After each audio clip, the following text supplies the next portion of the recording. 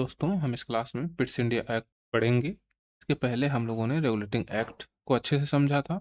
उसके बाद 1781 का एक्ट ऑफ सेटलमेंट को भी अच्छे से समझा था। आप लोग उस वीडियो को पहले देख लीजिएगा, वो प्लेलिस्ट में मिल जाएगी आपको। फिर आप इसे पढ़ेंगे तो आपको ज़्यादा अच्छे से समझ में आएगा। ठीक है, तो चलिए हम देखते हैं पिट्स इंडिया एक्ट 1784। देखिए, थोड़ा सा विस्तार में पढ़ेंगे क्योंकि इस समय क्वेश्चन का ट्रेंड बदल रहा है। अब क्वेश्चन में फैक्ट्स कम आ रहे हैं, कॉन्सेप्ट ज़्यादा आ रहे हैं। तो थोड़ा सा विस्तार से हम पढ़ें तो अच्छे से क्वेश्चन सॉल्व कर पाएंगे। इसलिए थोड़ा सा डिटेल में हम इसे देखेंगे। जैसे इसमें हम पिट्स इंडिया एक्ट क्यों आया, क्या उद्देश्य था, क्या परिवर्तन हुए, इसके अधिनियम क्या थे, उसके बाद बोर्ड ऑफ कंट्रोल क्यों बना, उसके क्या कारण थे, बोर्ड ऑफ डायरेक्टर्स क्या था, एक सेक्रेट कमेटी बनी थी उसके बारे में देखेंगे।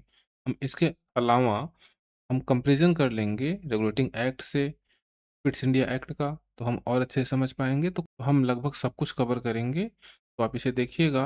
वीडियो थोड़ा लंबा हो सकता है लेकिन आपको बात समझ में आएगी। मुझे कमेंट करके ज़रूर बताइएगा कि आपको यह कितना हेल्पफुल लगा। ओके, चलिए हम स्टार्ट करते हैं। Fits India act 1784। देखिए, फिट्स इंडिया एक्ट 1784 यह ब्रिटिश संसद द्वारा पारित एक महत्वपूर्ण अधिनियम था जिसका उद्देश्य ईस्ट इंडिया कंपनी के भारत में प्रशासन और राजनीतिक मुद्दों पर ब्रिटिश सरकार का नियंत्रण स्थापित करना था। यानी ईस्ट इंडिया कंपनी पर और ज़्यादा नियंत्रण स्थापित करना था। किसको? ब्रिटिश सरकार को। कब पारित हुआ यह अधिनियम? तो यह अधिनियम 1784 ईस्वी में पारित हुआ। देखिए, 1784 में पारित हुआ। इसके पहले इसको पारित करने की कोशिश की गई थी। किसने की थी? चार्ल्स जेम्स फॉक्स ने। चार्ल्स जेम्स फॉक्स ने, इनका नाम याद रखिएगा, जेम्स फॉक्स। ये प्रधानमंत्री थे इंग्लैंड के। ये जो है 1783 ईस्वी में इसको जो है पारित करने की कोशिश किए थे, लेकिन ये पारित नहीं हो सका। हाउस ऑफ कॉमन से पारित हो गया लेकिन हाउस ऑफ लॉर्ड्स से ये पारित नहीं हो सका और इनकी सरकार भी चली गई। इसकी, चार्ल्स जेम्स फॉक्स की, 1783 में। इसके बाद 1784 में इसे पारित किया गया। और किसने पारित किया? तो विलियम पिट ने। विलियम पिट द यंगर या द एल्डर, इनकी सरकार बनी इंग्लैंड में और इन्होंने जो है पिट्स इंडिया एक्ट को पारित कराया। ये सबसे कम उम्र के प्रधानमंत्री माने जाते हैं, विलियम पिट द एल्डर या यंगर। इन्हीं के नाम पर पिट्स इंडिया एक्ट नाम रखा गया है। यह अधिनियम भारतीय इतिहास के संवैधानिक विकास में एक महत्वपूर्ण मोड़ है। बहुत इंपॉर्टेंट है क्योंकि इस अधिनियम को हम पढ़ेंगे आगे तो हम समझ जाएंगे कि कैसे जो है भारतीय संवैधानिक विकास में एक महत्वपूर्ण मोड़ था ये। ठीक है, आगे देखें तो ऐतिहासिक पृष्ठभूमि क्या है। इसकी पृष्ठभूमि तो ईस्ट इंडिया कंपनी का शासन। आपको मालूम है कि ईस्ट इंडिया कंपनी की स्थापना 31 दिसंबर 1600 ईस्वी में हुई थी। और जब यह स्थापित हुई तो केवल व्यापारिक कंपनी थी और मूल उद्देश्य क्या था? व्यापार करना। तो 17वीं शताब्दी में ईस्ट इंडिया कंपनी को भारत में व्यापार करने के लिए चार्टर मिला था। मुझे कमेंट बॉक्स में ज़रूर बताइए कि चार्टर कितने दिनों के लिए मिला था, कितने वर्षों के लिए मिला था। धीरे धीरे कंपनी ने व्यापार के साथ साथ भारतीय क्षेत्रों में राजनीतिक शक्ति भी प्राप्त कर ली। मुझे कमेंट बॉक्स में ये भी बताइएगा कि कब इसे राजनीतिक शक्ति प्राप्त हो गई, कब यह राजनीतिक शक्ति बनी। मुझे कमेंट बॉक्स में जरूर बताइएगा। हम देखें 1773 की पहले की स्थिति। तो 1773 के पहले क्या था? भारत में कैसी स्थिति थी? कंपनी का शासन अव्यवस्थित था। जो ईस्ट इंडिया कंपनी थी उसका जो है शासन कैसा था? अव्यवस्थित था। भाई 1765 में इंडिया में द्वैत शासन लागू हुआ। मालूम है, रॉबर्ट क्लाइव ने लागू किया था और उस समय लूट खसोट हुआ। 1772 में यह द्वैत शासन समाप्त हुआ। तो बहुत ज़्यादा जो है लूटा खसोटा गया, जो है भ्रष्टाचार किया गया और ढेर सारा धन जबरदस्ती उपहार स्वरूप कैसे भी यहाँ व्यापार करके ले गए।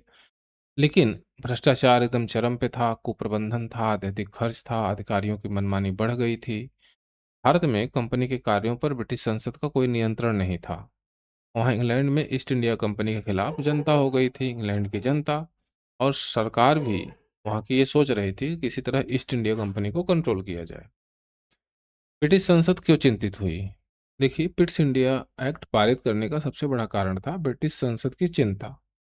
संसद को चिंता ये हो गई कि भाई कंपनी धीरे धीरे बढ़ती जा रही है और प्रशासन जो है ठीक से हो नहीं रहा है और बदनामी इंग्लैंड की हो रही है। एक समस्या थी। दूसरी समस्या ये थी कि कुछ खास लोगों के पास पैसा इकट्ठा होता जा रहा था। इंग्लैंड की सरकार चाहती थी कि जो भी पैसा आए, जो भी हम किसी तरह लूट के लेके आए, उसको जो है ब्रिटिश जनता को मिले, इंग्लैंड की जनता को मिले। यहाँ पर हम देखें तो कंपनी के कुप्रबंधन और भ्रष्टाचार की खबरें इंग्लैंड पहुंच रही थी। भारत में कंपनी की शक्ति बहुत बढ़ गई थी, लेकिन सरकार का कोई नियंत्रण ईस्ट इंडिया कंपनी पर नहीं था। इसके पहले 1773 का जो रेगुलेटिंग एक्ट आया, नियंत्रण करने का प्रयास किया गया, लेकिन नियंत्रण हो नहीं पाया। ब्रिटिश सरकार को डर था कि कंपनी की गलत नीतियों से ब्रिटेन की प्रतिष्ठा और हितों को नुकसान न हो। इन सभी कारणों से ब्रिटिश संसद ने ईस्ट इंडिया कंपनी के शासन पर नियंत्रण लाने के लिए पिट्स इंडिया एक्ट 1784 पारित किया। तो ये सारे कारण थे, इसकी वजह से पिट्स इंडिया एक्ट पारित किया गया। आगे देखें तो पिट्स इंडिया एक्ट की आवश्यकता, थोड़ा सा डिटेल में उसी को देखेंगे। जैसे भ्रष्टाचार अपने चरम पर था, हम अभी ऊपर देख चुके हैं। 1773 का रेगुलेटिंग एक्ट लाया गया, उस पर थोड़ा सा रोक लगाई गई। उसके बाद जो है 1781 का भी एक एक्ट ऑफ सेटलमेंट आया, लेकिन पूरी तरह से भ्रष्टाचार को रोका नहीं जा सका। कंपनी के अधिकारी भारत में पद का दुरुपयोग कर जमकर धन अर्जित कर रहे थे, यानी खूब ढेर सारा पैसा अर्जित कर रहे थे अधिकारी। कैसे? उपहार लेना, रिश्वत लेना, निजी व्यापार करना आम बात हो गई थी। कंपनी के कर्मचारी अपने पद का उपयोग व्यक्तिगत लाभ के लिए करते थे। इससे कंपनी की छवि खराब हुई, ईस्ट इंडिया कंपनी की छवि खराब हुई। हम लोगों ने देखा पहले कि 1773 से पहले कंपनी जो है दिवालिया हो गई थी और कंपनी के कर्मचारी मालामाल हो गए थे, उनके पास ढेर सारा पैसा हो गया था और इससे ब्रिटिश सरकार की बदनामी होने लगी थी। ब्रिटिश सरकार की बदनामी भी हो रही थी। तो ये एक कारण था। दूसरा कारण देखें, कंपनी का कुप्रबंधन। कंपनी का प्रशासन अव्यवस्थित, अनियमित और अयोग्य था। विभिन्न प्रेसिडेंसी जैसे बंगाल, मद्रास, मुंबई, तीन प्रेसिडेंसियां थी, के बीच समन्वय का अभाव था। भारत में कानून व्यवस्था की स्थिति कमजोर थी।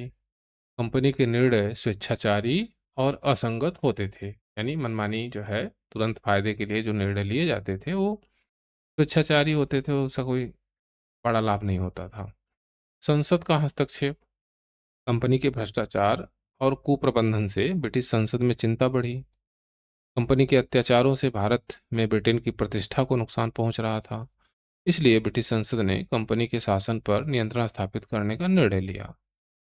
इसी आवश्यकता के कारण पिट्स इंडिया एक्ट 1784 पारित किया गया। समझ रहे हैं? तो ये सारे जो है कारण थे। आगे देखें तो उद्देश्य, जो पिट्स इंडिया एक्ट पारित किया गया, आखिर उसका उद्देश्य क्या था? वो तो कारण हो गया। तो देखते हैं, मुख्य उद्देश्य ईस्ट इंडिया कंपनी के कार्यों पर ब्रिटिश सरकार का कड़ा नियंत्रण स्थापित करना। किस पर? ईस्ट इंडिया कंपनी पर जो है इसका नियंत्रण स्थापित करना, ब्रिटिश सरकार का। कंपनी में व्याप्त भ्रष्टाचार, कुप्रबंधन और अव्यवस्था को दूर करना। भारत में कंपनी के राजनीतिक कार्यों को सरकार की निगरानी में लाना, तो ये मुख्य उद्देश्य था। प्रशासनिक सुधार करना भी एक उद्देश्य था। शासन व्यवस्था को अधिक नियमित करना, सुव्यवस्थित करना और जवाबदेह बनाना, यह जो है एक कारण था। गवर्नर जनरल की शक्तियों को प्रभावी बनाना ताकि तेज और एकीकृत निर्णय हो सके। बंगाल, मद्रास और बम्बई को एक केंद्रीय नियंत्रण के अंतर्गत लाना, तो प्रशासनिक सुधार करना भी एक उद्देश्य था। राजनीतिक नियंत्रण। भारत में ब्रिटिश सरकार के राजनीतिक हस्तक्षेप का वैध रूप देना, यानी ब्रिटिश सरकार जो है पूरी तरह से हस्तक्षेप करने का एक वैधानिक अध्यादेश था ये। युद्ध और शांति जैसे महत्वपूर्ण मामलों को कंपनी की मनमानी से मुक्त कर सरकार के नियंत्रण में लाना। देशी रियासतों के साथ संबंधों को सरकार की नीति के अनुसार चलाना, यह राजनीतिक नियंत्रण था। परीक्षा की दृष्टि से तो इस अधिनियम का मुख्य उद्देश्य कंपनी के राजनीतिक कार्य पर ब्रिटिश सरकार का नियंत्रण स्थापित करना, ये जो है मुख्य उद्देश्यों में एक था। प्रशासनिक दृष्टि से अगर देखें तो व्यवस्था में सुधार और एकीकरण मुख्य लक्ष्य था, यानी जो व्यवस्था थी उसमें सुधार करना और एक केंद्रीकृत शासन व्यवस्था बनाना इसका मुख्य लक्ष्य था। यह अधिनियम कंपनी के व्यापारिक कार्यों में हस्तक्षेप नहीं करता था।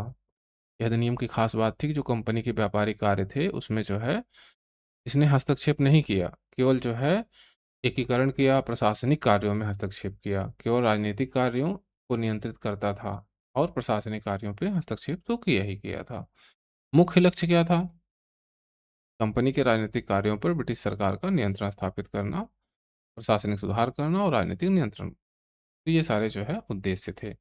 आगे देखें अधिनियम की विशेषताएं क्या है। बहुत इंपॉर्टेंट है और इसको हम डिटेल में पढ़ेंगे।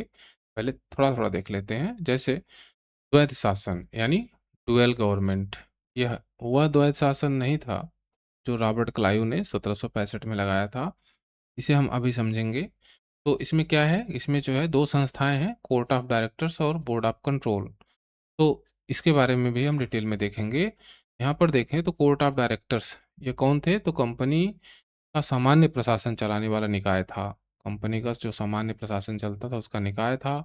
इसमें जो है 24 डायरेक्टर होते थे जिनका कार्यकाल 4 वर्ष का था। बोर्ड ऑफ कंट्रोल ये ब्रिटिश सरकार का एक निकाय था जो कंपनी के राजनीतिक मामलों पर नियंत्रण रखता था और इसमें 6 सदस्य थे। हम इसको डिटेल में देखेंगे अभी। बोर्ड ऑफ कंट्रोल की शक्तियों को भी हम देखेंगे कि सिविल शक्ति, सैन्य शक्ति और राजस्व और राजनीतिक मामलों पर पूर्ण नियंत्रण था इसका। और कंपनी को गुप्त आदेश देने की शक्ति रखती थी board of control. Secret committee क्या थी, इसको भी हम ठीक से देखेंगे अभी आगे। बोर्ड ऑफ कंट्रोल की सहायता के लिए 3 सदस्यों की एक गुप्त समिति बनाई गई थी। गवर्नर जनरल की शक्तियां बढ़ी, तो गवर्नर जनरल के अधिकार क्या बढ़ाए गए इसको भी हम आगे देखेंगे। गवर्नर जनरल की काउंसिल, इसकी संख्या पहले 4 थी, हम लोगों ने देखा, इसको घटा के 3 कर दी गई, इसको भी देखेंगे। बॉम्बे और मद्रास प्रेसिडेंसी बंगाल के अधीन कर दिया गया, इसको भी देखेंगे। ब्रिटिश पोजीशन इन इंडिया बहुत इंपॉर्टेंट है, पहली बार इस शब्द का प्रयोग किया गया, जिससे ब्रिटिश सरकार ने भारतीय क्षेत्रों पर अपना अधिकार स्पष्ट किया। इसने किया, ब्रिटिश सरकार ने। ब्रिटिश पोजीशन इन इंडिया बहुत इंपॉर्टेंट शब्द है, इसके बारे में हम डिटेल में देखेंगे।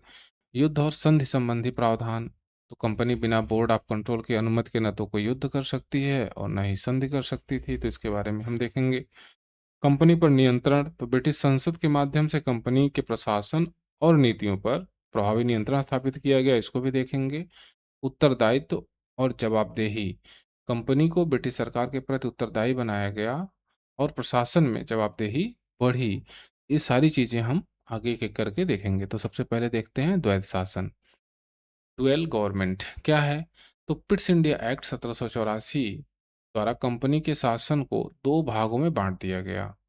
एक हिस्सा कंपनी के पास रहा, दूसरा हिस्सा ब्रिटिश सरकार के पास रहा, यानी संसद के पास रहा। यानी द्वैध शासन समझ गए कि एक पार्ट जो है ईस्ट इंडिया कंपनी के पास रहा और दूसरा पार्ट ब्रिटिश सरकार के पास रहा। ब्रिटिश सरकार कैसे रहा?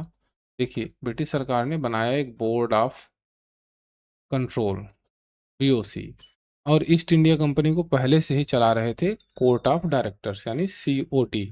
हम सीओडी और बीओसी को देखेंगे ठीक से। देखिए, द्वैध शासन स्टार्ट क्यों हुआ, शुरू क्यों हुआ? तो 1773 के रेगुलेटिंग एक्ट से कंपनी के प्रशासन में सुधार नहीं हो सका।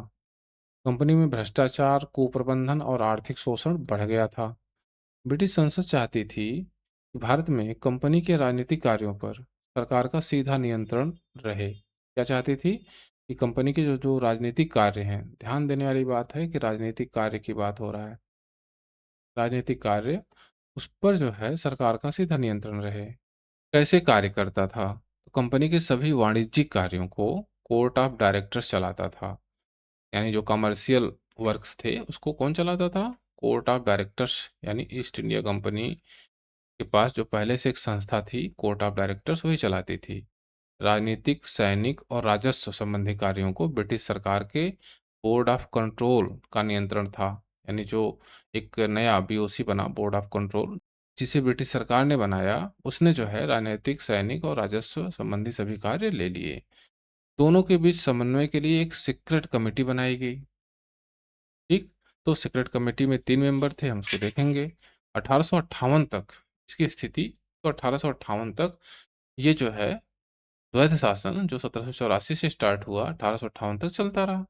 1858 में कंपनी का शासन समाप्त हुआ, यानी ईस्ट इंडिया कंपनी का शासन समाप्त हुआ और ब्रिटिश क्राउन यानी महारानी के हाथों में चला गया। तो सीधे ब्रिटिश सरकार ने कहा कि अब हम शासन करेंगे। 1858 में ईस्ट इंडिया कंपनी खत्म कर दी गई। द्वैध शासन की संरचना आपके सामने यहाँ पर दिया हुआ है। ये कंपनी है यानी ईस्ट इंडिया कंपनी, और इसके जो संचालक हैं वो हैं कोर्ट ऑफ डायरेक्टर्स यानी COD। और एक नया बोर्ड आया है ब्रिटिश सरकार द्वारा, बोर्ड ऑफ कंट्रोल, जो 1784 में पहली बार इंट्रोड्यूस किया गया। और इसमें 6 मेंबर्स हैं, हम देखेंगे। तो इन सब के पास क्या क्या पावर थी। देखिए, जो कोर्ट ऑफ डायरेक्टर्स थे उनके कार्य थे व्यापार, राजस्व संग्रह, प्रशासनिक कार्य, नियुक्तियां आदि। और जो बोर्ड ऑफ कंट्रोल था वो क्या करता था, युद्ध और शांति, राज्यों से संधि, सैनिक मामला, राजस्व पर नियंत्रण और महत्वपूर्ण राजनीतिक मामले, ये सब कुछ जो है, जो एक नया बोर्ड बना, बोर्ड ऑफ कंट्रोल, उसके हाथ में आ गया, यानी ब्रिटिश सरकार के हाथ में आ गया। तो यही था द्वैध शासन। द्वैध शासन समझ गए। द्वैध शासन ने कंपनी के व्यापारिक हितों को बनाए रखा। क्या किया भाई, ये व्यापारिक हित है कंपनी के, व्यापार करना, राजस्व संग्रह, प्रशासनिक कार्य, नियुक्तियां, तो व्यापारिक हित बने रहे कंपनी के, कोई दिक्कत नहीं। बस राजनीतिक शक्ति ब्रिटिश सरकार के हाथों में केंद्रित कर दी इस द्वैध शासन ने, यानी दो लोग चला रहे हैं, एक ये कोर्ट ऑफ डायरेक्टर्स और दूसरे बोर्ड ऑफ कंट्रोल। और बोर्ड ऑफ कंट्रोल यानी इंग्लैंड की सरकार। इतनी बात समझ गए अच्छे से। आगे देखें तो कोर्ट ऑफ डायरेक्टर्स, इनको समझ लेना ठीक रहेगा। हिंदी में इनको कहते हैं कंपनी का निदेशक मंडल। आप जो है COD याद रखिए, कोर्ट ऑफ डायरेक्टर्स याद रखिए। ये संस्था जब कंपनी की स्थापना हुई तभी से बनी और तभी से काम कर रही है। तो यहाँ पर हम देखें गठन, पिट्स इंडिया एक्ट 1784 द्वारा कंपनी के निदेशक मंडल को जारी रखा गया। यानी जो COD है वो पहले से ही चल रही थी। यह कंपनी का पुराना निकाय था, पुरानी संस्था थी, पुराना निकाय था। इसकी स्थापना, यहाँ पे गलत लिखा हुआ है, 31 दिसंबर 1599 में हुई थी। ठीक है, इसकी COD की, यानी जब कंपनी बनी तभी से डायरेक्टर्स काम कर रहे थे। इसमें जो है 24 सदस्य होते थे। जब 1784 में ब्रिटिश इंडिया एक्ट आया उस समय की बात हो रही है। प्रत्येक वर्ष इन 24 में से 1/4 यानी 6 सदस्य सेवानिवृत्त होते थे। उनकी जगह नए सदस्य चुने जाते थे। सदस्य कंपनी के शेयरधारकों द्वारा चुने जाते थे। ये जो है सदस्य कहाँ से चुने जाते थे, जो कंपनी के शेयरधारक थे। हम लोग पहले इसकी बात कर चुके हैं। कार्यकाल 1 वर्ष और पुनर्नियुक्ति संभव, यानी फिर से जो है नियुक्त हो सकते थे अगर ये चुन लिए गए। देख लेते हैं शक्तियां। कंपनी के संपूर्ण व्यापार एवं वाणिज्य पर नियंत्रण किसका नियंत्रण था, तो COD का नियंत्रण था, यानी कोर्ट ऑफ डायरेक्टर्स का नियंत्रण था। कंपनी की समस्त सेवाओं, कर्मचारियों की नियुक्ति कौन करता था, तो COD करता था। वेतन भत्ते, सेवा शर्तें निर्धारित करना, यह भी कौन करता था, तो COD करता था, कोर्ट ऑफ डायरेक्टर्स, जो 24 मेंबर थे। कंपनी के राजस्व, व्यय एवं लेखा जोखा पर नियंत्रण, ये कौन करता था, तो ये भी जो है COD का काम था। इतना काम जो है ये COD का था, यानी कोर्ट ऑफ डायरेक्टर्स का था। भारत में गवर्नर जनरल की नियुक्ति बोर्ड ऑफ कंट्रोल की स्वीकृति के बाद होता था। यानी जो नई संस्था बनी बोर्ड ऑफ कंट्रोल, उसकी स्वीकृति के बाद जो है गवर्नर जनरल की नियुक्ति होती थी। युद्ध और संधि संबंधी मामलों पर निर्णय बोर्ड ऑफ कंट्रोल के आदेश के अनुसार होता था। यानी जो नई संस्था बनी BOC, इसके जो है स्वीकृति के बाद होता था। कार्य देख लें तो कंपनी के व्यापार का संचालन करना इसका काम था, कोर्ट ऑफ डायरेक्टर्स का, COD का। भारत में प्रशासन चलाने की नीतियां बनाना, ये भी COD का काम था। भारत से संबंधित सभी मामलों की योजना बनाना और उन पर विचार करना। बोर्ड ऑफ कंट्रोल को आवश्यक जानकारी भेजना और निर्देशों का पालन करना। कंपनी के हितों की रक्षा और लाभ बढ़ाना, ये सभी काम जो है कोर्ट ऑफ डायरेक्टर्स के थे। सीमाएं, इनकी सीमाएं क्या थी, तो इसकी शक्तियां पूर्ण नहीं थी। जो COD है, जो कोर्ट ऑफ डायरेक्टर्स हैं, शक्तियां जो है पूर्ण नहीं थी, क्योंकि बोर्ड ऑफ कंट्रोल का इस पर नियंत्रण हो गया था। अभी जो है जस्ट बोर्ड ऑफ कंट्रोल बना है 1784 के एक्ट के द्वारा, ब्रिटिश इंडिया एक्ट के द्वारा। युद्ध संधि भारतीय रियासतों से संबंध जैसे महत्वपूर्ण मामलों में स्वयं निर्णय नहीं ले सकता था। कोर्ट ऑफ डायरेक्टर्स सभी महत्वपूर्ण मामलों में बोर्ड ऑफ कंट्रोल के आदेशों का पालन करना अनिवार्य था। ब्रिटिश सरकार के प्रति उत्तरदायी नहीं था, केवल कंपनी के शेयर धारकों के प्रति उत्तरदायी था। सीओडी समझ गए। कोर्ट ऑफ डायरेक्टर्स मुख्य बिंदु देख लेते हैं। कोर्ट ऑफ डायरेक्टर्स कंपनी का व्यावसायिक निकाय था। व्यावसायिक निकाय था जो कंपनी के व्यापार, प्रशासन, कर्मचारियों की नियुक्ति आदि का कार्य करता था, लेकिन इसके ऊपर बोर्ड ऑफ कंट्रोल का नियंत्रण था। समझ गए बात अच्छे से। आगे देखें, बोर्ड ऑफ कंट्रोल यह क्या है। इसे नियंत्रण बोर्ड कहा जाता है, यानी ये नियंत्रण कर रही है। किसको नियंत्रित कर रही है? कंपनी को। और कैसे? तो डायरेक्टर्स को नियंत्रित करके, कोर्ट ऑफ डायरेक्टर्स को नियंत्रित करके। ठीक है, इसका गठन देख लें। तो पिट्स इंडिया एक्ट 1784 द्वारा लंदन में एक नया बोर्ड बनाया गया, बोर्ड ऑफ कंट्रोल, जिसे बोर्ड ऑफ कंट्रोल कहा गया। यह ब्रिटिश सरकार संसद के नियंत्रण में था। किसके नियंत्रण में? ब्रिटिश सरकार के नियंत्रण। इसमें कुछ सदस्य थे 6। इनमें से 4 सदस्य ब्रिटिश मंत्रिमंडल के होते थे, शेष 2 सदस्य राजा द्वारा नामित किए जाते थे। थोड़ा सा देख लें तो इनके नाम भी आपको जानने चाहिए। जैसे एक मेंबर्स को कहा जाता था secretary of state, secretary of state, of state एक मेंबर होता था। एक दूसरा मेंबर होता था जिसे कहा जाता था chancellor of exchequer, chancellor of exchequer. ठीक है, एक मेंबर ये होता था। और 4 मेंबर जो होते थे प्रिवी काउंसिल के सदस्य, प्रिवी काउंसिल के सदस्य। ठीक है, ये जो है 4 मेंबर होते थे। तो 4 ये और एक ये और एक ये, तो मिला के 6 हो गए। सबसे इंपॉर्टेंट कौन होता था? सेक्रेटरी ऑफ स्टेट जो है एक कैबिनेट मिनिस्टर होता था, और यही इस बोर्ड ऑफ कंट्रोल का मुखिया होता था, अध्यक्ष होता था। नियुक्ति कैसे होती थी? तो बोर्ड के सभी 6 सदस्यों की नियुक्ति ब्रिटिश सम्राट यानी किंग इन काउंसिल द्वारा की जाती थी। इनकी नियुक्ति सम्राट के नाम से आदेश जारी करके की जाती थी, यानी सम्राट की एक सील लगती थी, मोहर लगता था, उसके द्वारा इनको नियुक्त किया जाता था। अब इसका अध्यक्ष कौन होता था?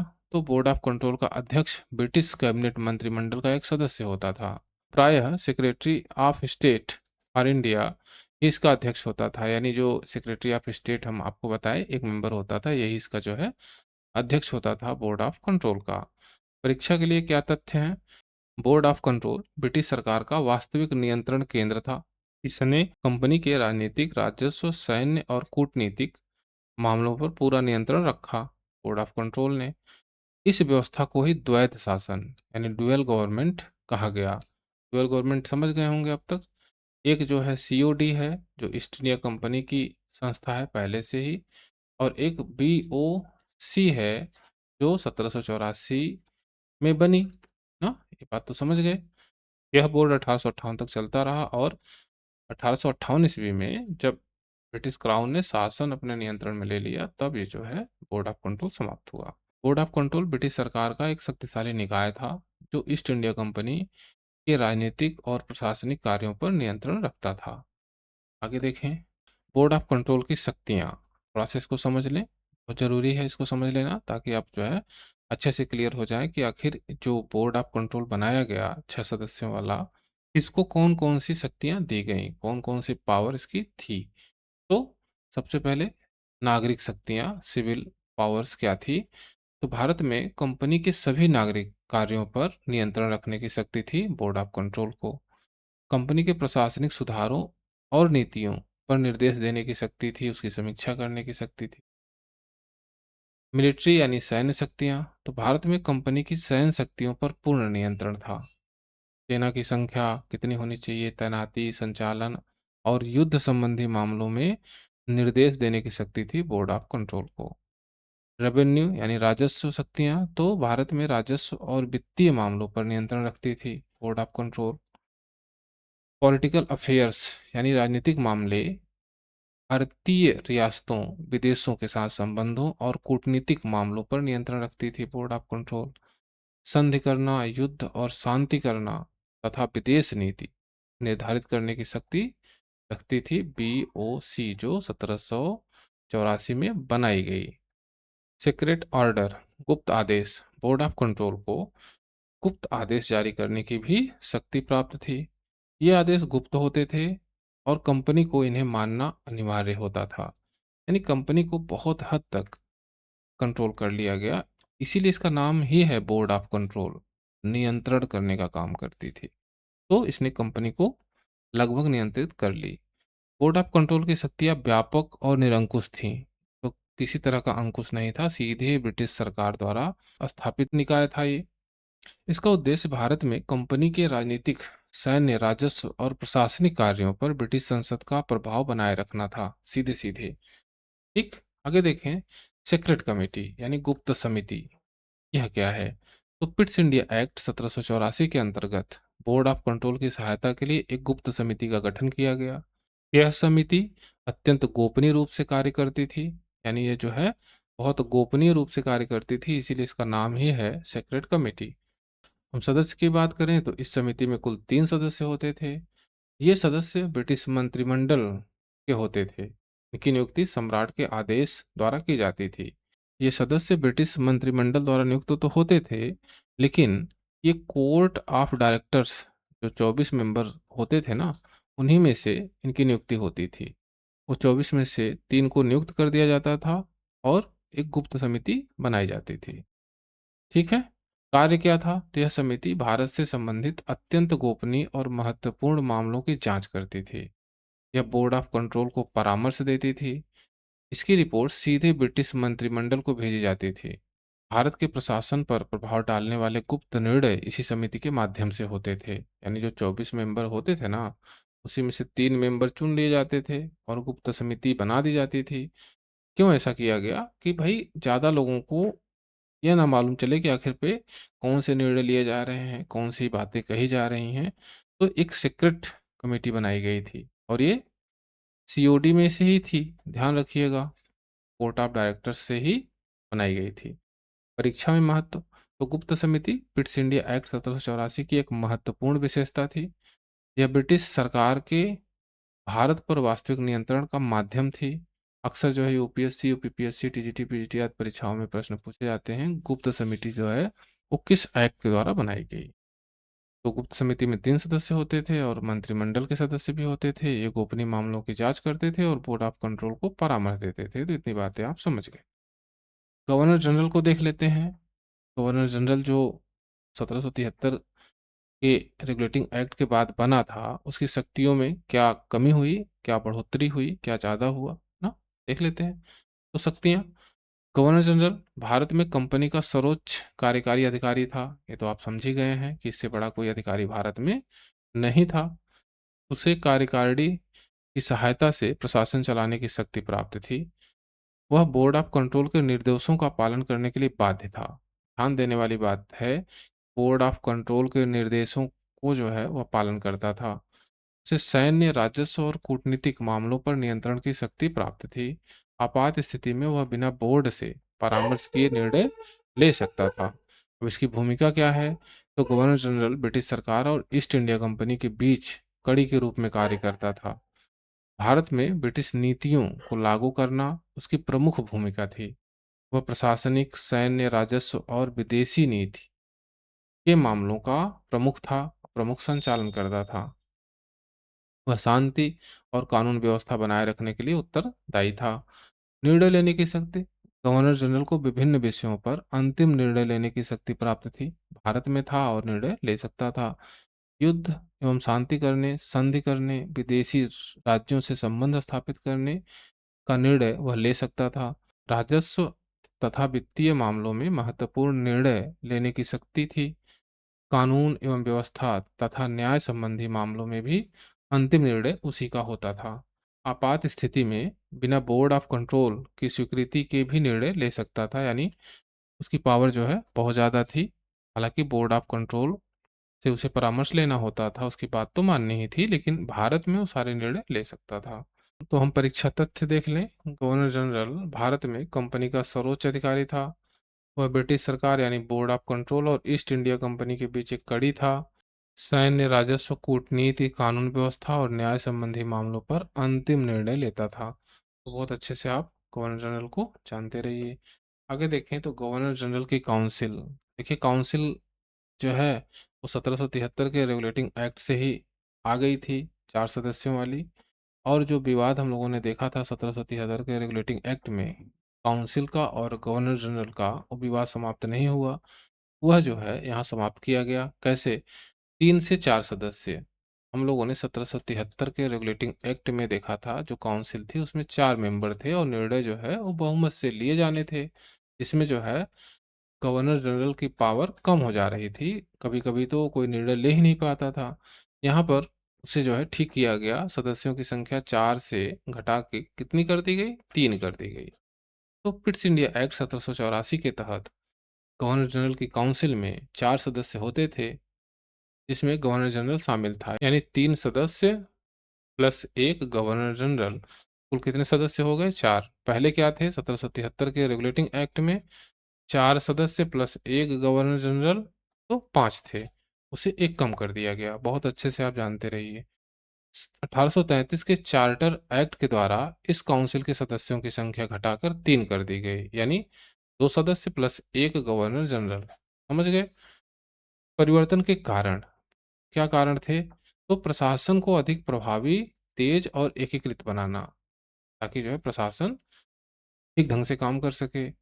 गवर्नर जनरल को अधिक शक्ति और स्वतंत्रता प्रदान करना, यानी जो गवर्नर जनरल अभी निर्णय नहीं ले पा रहा था 1773 के रेगुलेटिंग एक्ट के बाद, वो अब जो है स्वतंत्र लगभग हो गया। निर्णय प्रक्रिया को सरल बनाकर कार्यकुशलता बढ़ाना। तो हम थोड़ा परीक्षा के तथ्य देख लें। 1784 के एक्ट में काउंसिल के 4 सदस्य थे, जिसमें गवर्नर जनरल सहित 3 और सदस्य होते थे, यानी 3 सदस्य प्लस गवर्नर जनरल। 1833 के charter act lord William Bentinck के समय इसे घटाकर 3 सदस्य कर दिया गया, यानी गवर्नर जनरल प्लस 2 सदस्य। समझ रहे हैं? यह परिवर्तन कंपनी के प्रशासन में केंद्रीकरण, सेंट्रलाइजेशन की दिशा में एक महत्वपूर्ण कदम था, यानी पूरे प्रशासन को केंद्रीकृत किया गया। अब वही बातें नीचे लिखी हुई हैं, आप इसे यहाँ से देख लीजिए। आगे देखें तो वार इन डिप्लोमेसी, भारतीय राज्यों के साथ युद्ध, संधि और कूटनीति पर नियंत्रण किसका था ब्रिटिश इंडिया एक्ट के बाद? तो हम यहाँ पर थोड़ा सा तुलना कर लें। पहले 1773 से पहले बॉम्बे, मद्रास और बंगाल 3 प्रेसिडेंसियां थी, अपने अपने स्तर पर युद्ध करती थी। यानी जो तीनों प्रेसिडेंसियां थी वो अलग अलग काम करती थी। कब? 1773 से पहले।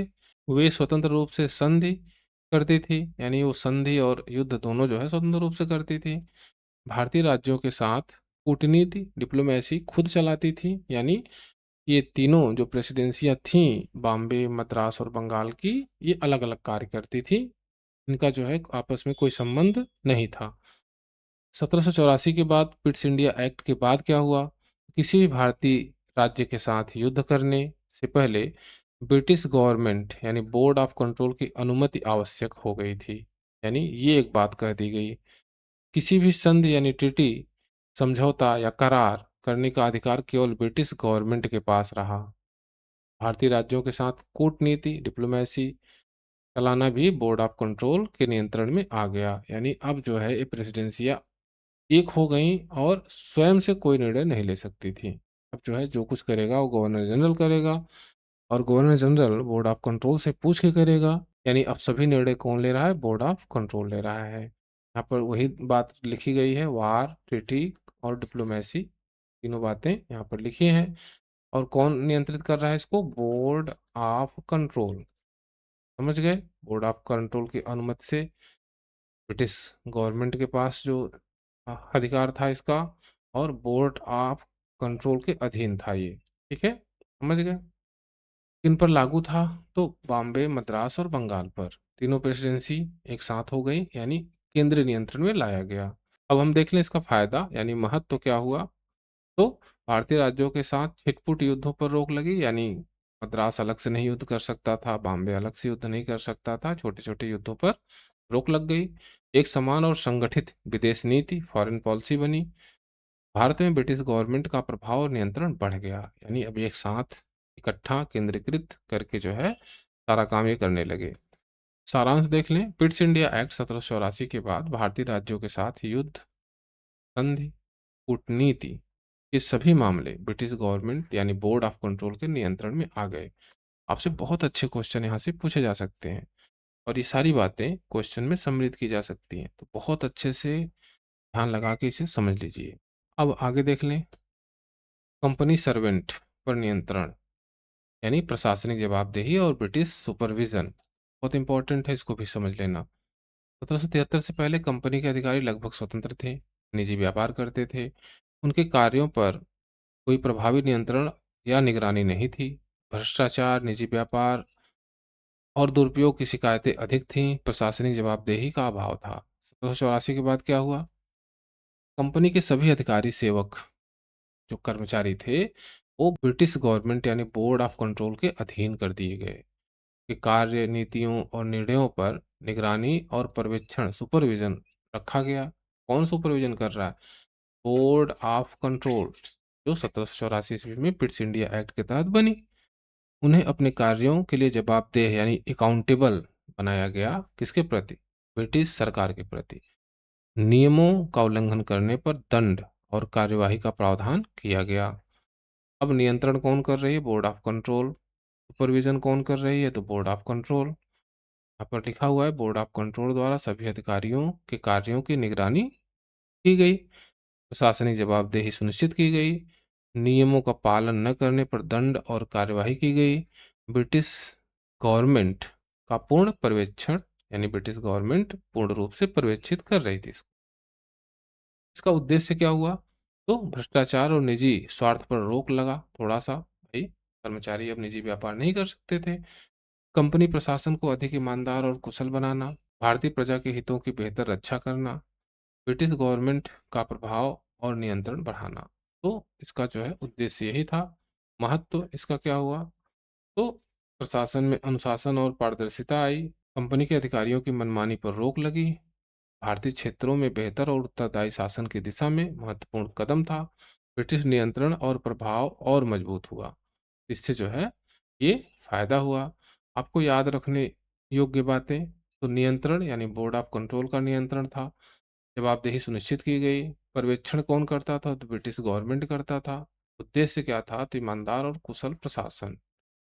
सारांश में देख लें तो ब्रिटिश इंडिया एक्ट 1784 के अंतर्गत कंपनी सर्वेंट को ब्रिटिश गवर्नमेंट के अधीन कर दिया गया, नियंत्रण किया गया, जवाबदेही सुनिश्चित की। आगे देखें। ब्रिटिश पोजेशन इन इंडिया, इस टर्मिनोलॉजी का ऐतिहासिक महत्व। जो शब्द आपके सामने है ब्रिटिश पोजेशन, पोजेशन का मतलब क्या है इसके बारे में हम देखेंगे इसमें। तो इस शब्दावली का अर्थ, इसका अर्थ है कंपनी के अधीन आने वाले क्षेत्र केवल उसके व्यापारिक अधिकार नहीं बल्कि ब्रिटेन के अधीन क्षेत्र हैं। का मतलब यही है। ब्रिटिश पोजेशन इन इंडिया का मतलब है ब्रिटेन के अधीन क्षेत्र, यानी अब जो भारत में क्षेत्र ईस्ट इंडिया कंपनी के पास है वह अब ब्रिटेन सरकार यानी इंग्लैंड की सरकार के अधीन क्षेत्र माना जाएगा। इन क्षेत्रों को ब्रिटेन की सत्ता और संरक्षण, प्रोटेक्शन प्राप्त हुआ, यानी अब यह क्षेत्र जो है ब्रिटिश सरकार के नियंत्रण में है और उसके संरक्षण में है। कंपनी की नीतियां अब ब्रिटिश सरकार के नियंत्रण में आ गईं। इसका ऐतिहासिक महत्व क्या है? पहली बार भारत में ब्रिटिश राज्य का कानूनी और औपचारिक स्वीकार, यानी अब ब्रिटिश राज्य ने, ब्रिटिश सरकार ने कानूनी रूप से, औपचारिक रूप से स्वीकार कर लिया कि भारत का जो क्षेत्र जीता गया है वह ब्रिटिश गवर्नमेंट का है। कंपनी के व्यापारिक शासन को राजनीतिक शासन का स्वरूप मिला। तो कंपनी का अभी शासन था वो व्यापारिक था, अब उसको एक राजनीतिक स्वरूप मिल गया। ब्रिटिश संसद ने माना कि भारत में उनका उत्तरदायित्व और नियंत्रण आवश्यक है। भविष्य में ब्रिटिश भारत की अवधारणा की नींव रखी गई। बहुत ही महत्वपूर्ण है ये बात, आप जो है बहुत अच्छे से इसे याद रखिएगा। क्यों महत्वपूर्ण था? ब्रिटेन की संप्रभुता को भारत में कानूनी आधार मिला। पहली बार कब मिला? 1784 के पिट्स इंडिया एक्ट से। प्रशासनिक और विधायी नियंत्रण मजबूत हुआ। अंतर्राष्ट्रीय स्तर पर ब्रिटेन की जिम्मेदारी स्वीकार हुई। अब ब्रिटेन जो है अंतर्राष्ट्रीय स्तर पर यह कहने लगा कि भाई भारत का वो क्षेत्र मेरा है और जवाबदेही भी मेरी है, जिम्मेदारी भी मेरी है। आगे चलकर ब्रिटिश भारत के विस्तार का मार्ग प्रशस्त हुआ। तो आगे चलकर आप लोग देखेंगे कि और क्या क्या हुआ। मुख्य परिणाम, भारत में ब्रिटिश राज की नींव मजबूत हुई, कंपनी का शासन यानी ब्रिटिश की जिम्मेदारी हुई, अंतर्राष्ट्रीय जगत में ब्रिटेन की स्थिति औपचारिक हुई, भविष्य के लिए ब्रिटिश भारत की अवधारणा स्थापित हुई। ब्रिटिश पोजेशन इन इंडिया शब्दावली ने यह स्पष्ट कर दिया कि भारत में कंपनी का शासन अब केवल व्यापार नहीं बल्कि ब्रिटेन के राज्य का हिस्सा है, जिसके लिए ब्रिटिश सरकार जिम्मेदार है। तो निष्कर्ष, यह शब्दावली ब्रिटिश साम्राज्य की औपचारिक स्थापना थी। यानी ब्रिटिश साम्राज्य की औपचारिक स्थापना आपसे पूछा जाए तो 1784 का पिट्स इंडिया एक्ट ही है। ठीक है, आगे देखें। कंपनी वर्सेस ब्रिटिश क्राउन, किसके पास कौन सी शक्ति रही? ऐसा जल्दी से देख लें इसे फास्ट। अब तक तो आप लोग समझ चुके होंगे कंपनी के पास क्या था और बोर्ड ऑफ कंट्रोल के पास क्या था। देख लेते हैं थोड़ा सा यहाँ पे। देखिए, ईस्ट इंडिया कंपनी के पास जो शक्तियाँ थी क्या क्या थी? राजस्व और दीवानी का अधिकार, सेना और युद्ध का अधिकार, प्रशासन और जो स्थानीय स्तर पर था उसका अधिकार, व्यापार और वाणिज्य करना, भाई इनका काम ही था यही, तो ये करेंगे ही। नियुक्तियां, यानी कंपनी जो कर्मचारी अधिकारी रखती थी उनकी नियुक्तियां करती थी। ये ईस्ट इंडिया कंपनी का अधिकार इस पर रहा। अब ब्रिटिश क्राउन यानी ब्रिटिश गवर्नमेंट के पास कौन कौन सी शक्तियां आ गई? बहुत इंपॉर्टेंट है। 1784 के ब्रिटिश इंडिया एक्ट के बाद तो सर्वोच्च नियंत्रण और उत्तरदायित्व, सब कुछ पर नियंत्रण हो गया। किसका? बोर्ड ऑफ कंट्रोल का, यानी ब्रिटिश गवर्नमेंट का। कंपनी के सभी कार्यों पर सर्वोच्च नियंत्रण और जवाबदेही किसकी है? ब्रिटिश सरकार की है। नीतिगत निर्णय ये कौन ले रहा है? तो ब्रिटिश सरकार लेगा। भारत संबंधी नीतियों और महत्वपूर्ण निर्णयों पर नियंत्रण हो गया। बोर्ड ऑफ कंट्रोल के माध्यम से यह नियंत्रण किया गया। कंपनी के कार्यों की निगरानी की गई, दिशा निर्देश दिया गया। तो किसके द्वारा? बोर्ड ऑफ कंट्रोल द्वारा, यानी ब्रिटिश गवर्नमेंट द्वारा। युद्ध और कूटनीति पर नियंत्रण, भारतीय राज्यों के साथ युद्ध, संधि और कूटनीति पर अंतिम निर्णय कौन कर रहा है? तो अब ब्रिटिश गवर्नमेंट करेगी।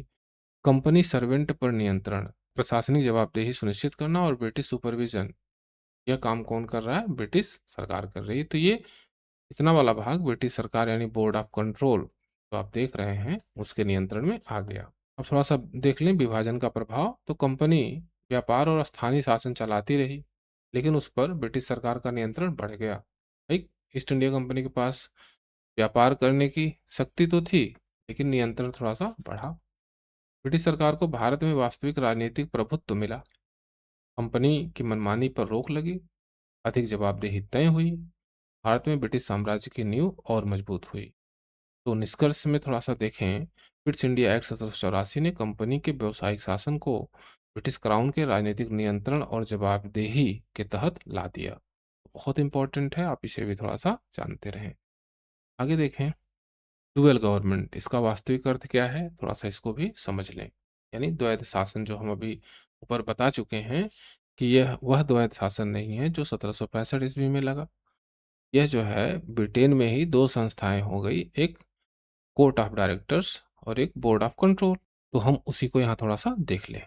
कंपनी गवर्नमेंट यानी दिखने वाला शासन, जो ईस्ट इंडिया कंपनी थी, वो क्या कर रही थी? प्रशासन और प्रबंधन, भारत के सभी प्रशासनिक कार्य, राजस्व वसूली, कानूनी व्यवस्था आदि जो है कंपनी द्वारा किया जाता था। व्यापार और वाणिज्य, ये भाई कंपनी का अधिकार शुरू से ही था। कंपनी तो व्यापार करने आई ही थी, उसको उसका अधिकार रहने दिया गया। कंपनी के अधिकारी और सेवक, नियुक्ति, वेतन, सेवा शर्तें, ये सब जो है कौन तय कर रहा है? East India company. ठीक, तो ये पार्ट हो गया कंपनी का। अब इधर ब्रिटिश क्राउन यानी बी यानी इंग्लैंड की सरकार क्या कर रही है? राजनीतिक निगरानी कर रही है। नियंत्रण और महत्वपूर्ण निर्णय कौन किसके हाथ में आ गया? ब्रिटिश क्राउन के हाथ में आ गया। देखिए यहाँ पर वास्तविक शक्ति और नियंत्रण किसके पास है? ब्रिटिश क्राउन के पास है। भारत में कंपनी के सभी कार्यों पर राजनीतिक निगरानी, नियंत्रण ब्रिटिश क्राउन का। महत्वपूर्ण निर्णय यानी युद्ध, शांति, संधि, विदेश नीति जैसे बड़े निर्णय क्राउन की मंजूरी से ही लिए जाते थे। कंपनी पर नियंत्रण यानी पूरी तरह कंपनी पर नियंत्रण हो गया। कंपनी के अधिकारियों, नीतियों, कामकाज पर क्राउन की देखरेख और नियंत्रण हो गया। तो आप ये सभी बातें जानते रहिए और समझ गए कि कंपनी के पास क्या बचा और ब्रिटिश सरकार ने क्या क्या अपने हाथ में ले लिया। यही आपको यहाँ जानना है और इसे आप अच्छे से जानते रहिए, क्योंकि यहाँ से क्वेश्चन बहुत इंपॉर्टेंट बनेंगे। सरल अर्थ में समझे तो भारत में ऊपर से नाम कंपनी का था, लेकिन असली राजनीतिक शक्ति और नियंत्रण ब्रिटिश क्राउन के पास था। कब से? 1784 के पिट्स इंडिया एक्ट से। डुअल गवर्नमेंट का मतलब है दिखने में कंपनी का शासन, लेकिन वास्तविक राजनीतिक निगरानी किसके पास? ब्रिटिश क्राउन के पास। इसके माध्यम से, बोर्ड ऑफ कंट्रोल के माध्यम से। ये जो है मीडिएटर था। आगे देखें, regulating act 1773 versus Pitt's India act 1784, यानी दोनों में क्या अंतर था, क्या बदला, इसको हमें इसमें थोड़ा सा देख लें। तो देखिए, जो रेगुलेटिंग एक्ट 1773 था, उसका उद्देश्य क्या था? कंपनी के प्रशासन में सुधार और नियंत्रण बढ़ाना, केंद्रीय संस्था यानी कलकत्ता में गवर्नर जनरल और उसके काउंसिल की स्थापना करना। गवर्नर जनरल वारेन हेस्टिंग्स को प्रथम गवर्नर जनरल बनाया गया इसके द्वारा। सुप्रीम कोर्ट स्थापित किया गया 1774 में। प्रांतीय प्रशासन पर नियंत्रण यानी प्रेसिडेंसी, यानी बंगाल, मद्रास, बम्बई, इन सबको जो है गवर्नर जनरल के अधीन रखना। डायरेक्टर्स पर नियंत्रण यानी कंपनी के जो डायरेक्टर्स के कार्यों पर हस्तक्षेप का प्रावधान किया गया था, ये सब किया गया रेगुलेटिंग एक्ट 1773 के द्वारा। क्या बदल गया 1784 में और इसका क्या उद्देश्य था पिट्स इंडिया एक्ट का? तो प्रशासन के साथ साथ राजनीतिक नियंत्रण स्थापित करना, द्वैध नियंत्रण स्थापित करना, यानी डबल नियंत्रण। एक तरफ जो है सीओडी का नियंत्रण, एक तरफ बीओसी का नियंत्रण ना। बोर्ड ऑफ कंट्रोल की स्थापना करना, ब्रिटिश सरकार का एक मंत्रिमंडलीय निकाय था, अभी हम ऊपर देख चुके हैं, जो कंपनी के कार्यों पर नियंत्रण रखेगा।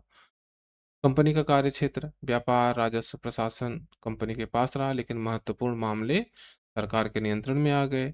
पॉलिटिकल सुपरविजन, ये जैसे युद्ध, शांति, कूटनीति आदि मामलों का अंतिम निर्णय कौन करता था? तो ब्रिटिश गवर्नमेंट करने लगा।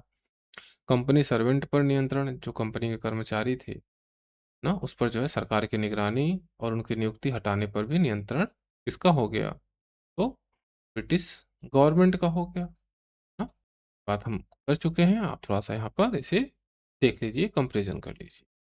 ठीक, प्रमुख लाभ क्या हुआ इससे? तो ब्रिटिश सरकार का भारत के मामले में सीधा हस्तक्षेप बढ़ा, कंपनी के मनमानेपन पर अंकुश लगा, प्रशासन अधिक संगठित और जवाबदेह बना, भारत में ब्रिटिश राजनीतिक प्रभुत्व मजबूत हुआ। तो ये सारी चीजें हुई। ठीक है, थोड़ा सा आगे देखें, लिमिटेशंस, प्रॉब्लम्स, डुअल कंट्रोल से पैदा होने वाली कॉम्प्लेक्सिटी और कंपनी क्राउन रिलेशनशिप, इसको थोड़ा सा हम देख लें। द्वैध नियंत्रण, तो डुअल कंट्रोल से जटिलता, क्या समस्याएं हुई, क्या जो है कुछ प्रॉब्लम्स हुई, उनको हम देख लें। इस डुअल कंट्रोल से तो नीति निर्माण की शक्ति दो अलग अलग संस्थाओं में बढ़ जाने से निर्णय प्रक्रिया धीमी, जटिल और उलझी हुई हो गई। जिम्मेदारी तय करना कठिन, किसी भी गलत निर्णय या विफलता के लिए कंपनी और क्राउन एक दूसरे पर दोष डाल सकती थी। नीति में असंगति और टकराव, बोर्ड ऑफ कंट्रोल यानी क्राउन और डायरेक्टर्स यानी कंपनी के बीच विचारों में मतभेद होने पर नीतियों में असंगति और देरी होती थी। गोपनीयता बनाम पारदर्शिता की समस्या, बोर्ड ऑफ कंट्रोल की कार्यवाही गोपनीय थी, जबकि कंपनी को अपने शेयरधारकों के प्रति जवाबदेह रहना पड़ता था, इससे पारदर्शिता प्रभावित हुई। निर्णयों में देरी, भाई दो संस्था हो जाएगी, एक बोर्ड ऑफ कंट्रोल हो जाएगा और एक कोर्ट ऑफ डायरेक्टर्स हो जाएगा, तो दिक्कतें बढ़ेगी, निर्णय में देरी होगी।